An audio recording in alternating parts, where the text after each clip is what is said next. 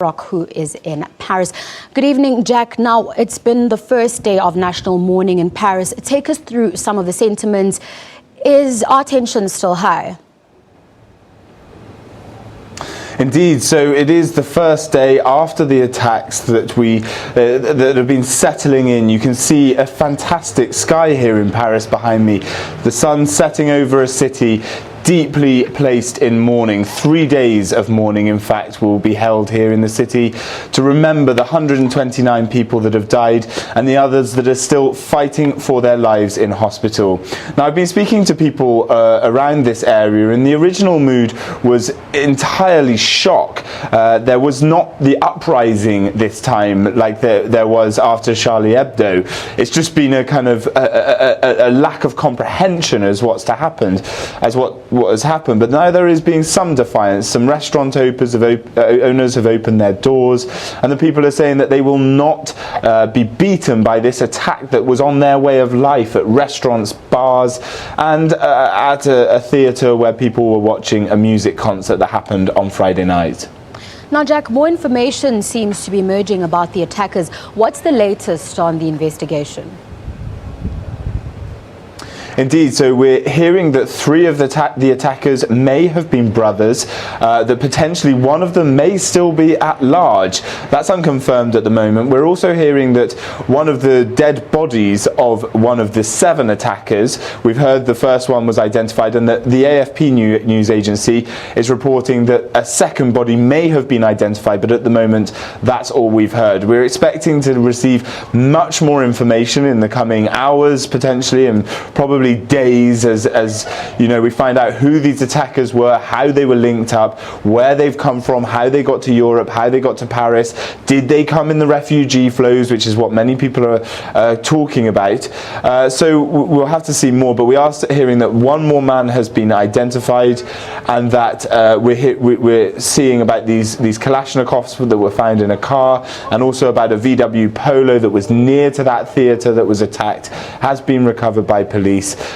So fresh reports coming through all the time about the details of these attacks that happened on Friday night. Now, Jack, when I was speaking to you yesterday, we touched on this, that, you know, there are some sentiments in France that the influx of migrants may have led to security threats. Is that sentiment still there? There certainly will be questions asked. We know that one of the refugees got clocked and registered.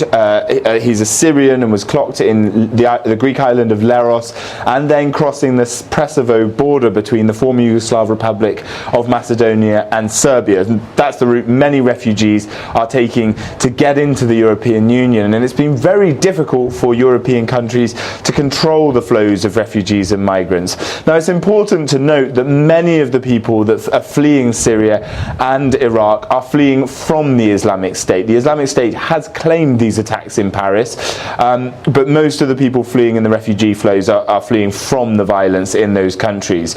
But there has been concerns for some time here in Europe that men like this one that has entered from Syria, as I said, through Greece and Serbia, may be hidden in these refugee flows and may have been making their way into the European Union just to perpetrate attacks of this nature.